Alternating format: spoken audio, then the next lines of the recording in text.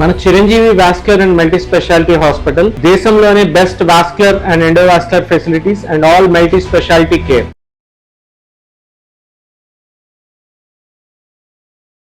నమస్కారం అండి, నేను మీ doctor Madhuri Muvva, senior gynaecologist Madhuri hospital, Srinagar colony, Hyderabad.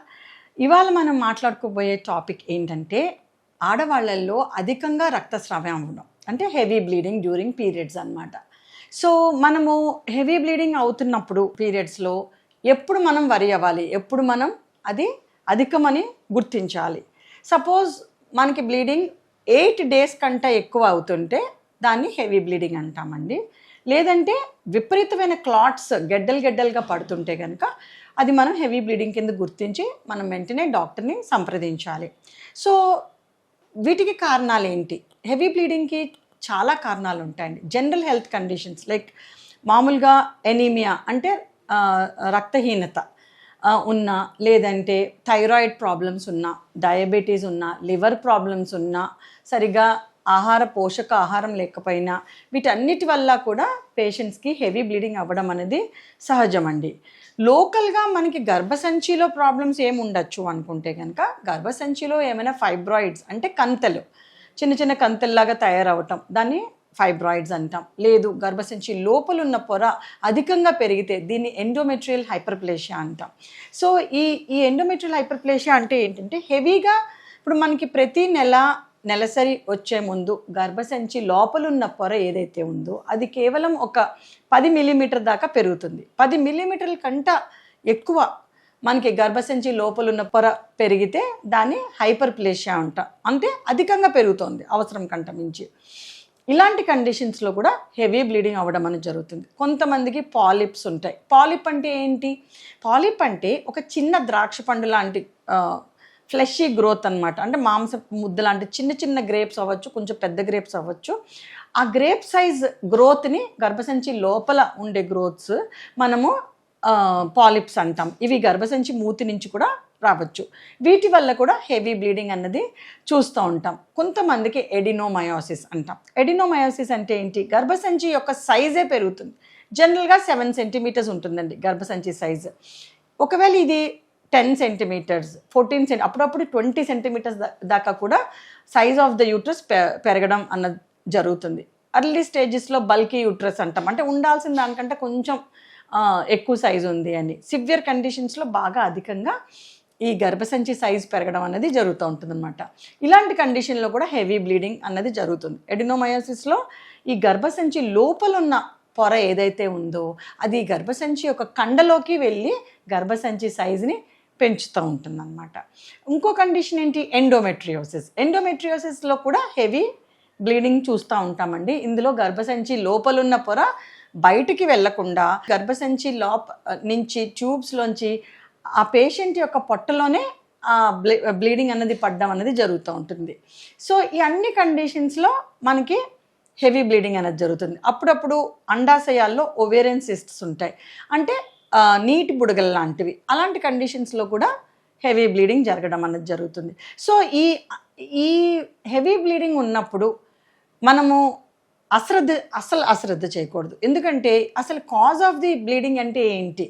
Heavy bleeding అయ్యే కొద్దీ ఎనిమియా పెరుగుతూ ఉంటుంది, అంటే రక్తహీనత పెరుగుతూ ఉంటుంది. రక్తహీనత పెరిగితే బాడీలో ఉన్న ఫ్లూయిడ్ రిటెన్షన్ పెరిగి హార్ట్ మీద కూడా ఎఫెక్ట్ అనేది అవుతూ ఉంటుంది. ఈ లోపల గర్భసంచి లోపల ఏమైనా కంతెలున్నా, హైపర్ప్లేషియాలున్నా అవి పెరిగి వ్యాధి బాగా ముదిరిపోయి మనకి పెద్ద ప్రాబ్లంకి, క్యాన్సర్ లాంటి కండిషన్స్కి లీడ్ అవ్వకుండా చూసుకోవాలి. అందుకని ఎవరైనా సరే హెవీ బ్లీడింగ్ ఉంటే, 8 days కంటే ఎక్కువ బ్లీడ్ అవుతున్నా, క్లాట్స్ కింద హెవీ బ్లీడింగ్ ఉన్నా కూడా వెంటనే గైనకాలజిస్ట్ దగ్గరికి వెళ్ళి మీరు ఒక అల్ట్రాసౌండ్ స్కానింగ్ని చేయించుకోవాలండి. అల్ట్రాసౌండ్ స్కానింగ్ చేయించుకుంటే లోకల్గా ఏమైనా గర్భసంచిలో కానీ అండాశయాల్లో కానీ ఏమైనా ప్రాబ్లం ఉందా తెలుస్తుంది.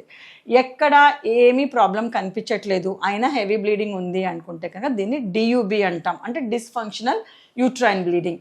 గర్భసంచిలో మనకి ఏమీ కంతెలు కనిపించవు, ఏమీ సిస్టులు కనిపించవు, ఎడినోమైసిస్ ఉండదు, బట్ హెవీ బ్లీడింగ్. సో ఈ డియుబి అనే కండిషన్ని మనం నెక్స్ట్ బయాప్సీ ద్వారా అసలు గర్భసంచి లోపల ఉన్న పొర ఏంటి అన్నది తెలుస్తుంది. So first and foremost ultrasound scanning important. Scanning తర్వాత గర్భసంచి లోపల ఉన్న పొర ఎండోమెట్రియాన్ని మనం ఒక చిన్న బయాప్సీ తీసుకుంటే కనుక ఇంపార్టెంట్. 35 years కనుక దాటితే కనుక కంపల్సరీ హిస్ట్రోస్కోపీ అంటే గర్భసంచి లోపల కెమెరా వేసుకుని లోకల్గా ఎలా ఉందో కళ్ళతో చూసి స్క్రీన్ మీద ఎక్కడైనా పుండులా కనిపిస్తుంటే కరెక్ట్గా ఆ లొకేషన్ నుంచి బ్లీడింగ్ మనం బయాప్సీ తీసుకుంటే కనుక మనకి కరెక్ట్గా రిపోర్ట్ రావడం అనేది జరుగుతుందండి. ఎందుకంటే మనము ఈ బయాప్సీ ఎందుకు తీస్తున్నాము, ఇది ఏమైనా క్యాన్సర్ కింద మారిపోయిందా లేదంటే క్యాన్సర్ కింద మారే కండిషన్, ప్రీ క్యాన్సరస్ కండిషన్లో ఉందా అన్నది మనకి తెలియడానికి. సో గర్భసంచిలో ఉన్న క్యాన్సర్ మనకి లోకల్గా ఒకే చోట తయారవ్వచ్చు, గర్భసంచి లోపల పొరంతా కూడా డిఫ్యూజ్ క్యాన్సర్ కూడా అవ్వచ్చు. మనకి లోకల్గా ఎక్కడైనా చిన్న చోట కనుక క్యాన్సర్ ఆల్రెడీ స్టార్ట్ అయితే మనం బ్లైండ్గా హిస్ట్రోస్కోపీ చేయించుకోకుండా కెమెరా వేసి చూసుకోకుండా బ్లైండ్గా తీసుకుంటే ఎక్కడైతే యాక్చువల్ క్యాన్సర్ ఉందో అది మనం మిస్ అయ్యే ఛాన్స్ ఉంటుంది. రిపోర్ట్ నార్మల్ అని వస్తుంది, ఎందుకంటే ఎక్కడైతే క్యాన్సర్ ఉందో అక్కడి నుంచి బయాప్సీ తీయలేదు కాబట్టి.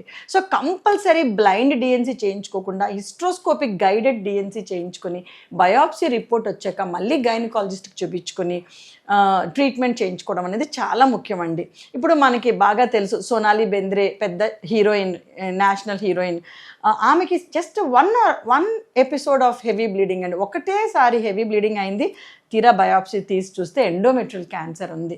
సో హెవీ బ్లీడింగ్ కండిషన్స్ ఉన్నప్పుడు ఇంట్లోనే మీరు ఏదో ట్రీట్మెంట్స్ చేయించుకోకుండా కంపల్సరీ డాక్టర్ దగ్గరికి వెళ్ళి అల్ట్రాసౌండ్ స్కానింగ్ చేయించుకొని ఒకవేళ అవసరమైతే బయాప్సీ తీసుకుని సరైన ట్రీట్మెంట్ తీసుకోవడం చాలా ముఖ్యం. అదే మనకి టీనేజ్ పిల్లల్లో హెవీ బ్లీడింగ్స్ ఉన్నాయి, వీళ్ళల్లో కూడా చాలా ఇంపార్టెంట్ ఏంటంటే గైనిక్ కన్సల్టేషన్ ఇంపార్టెంట్ అండి.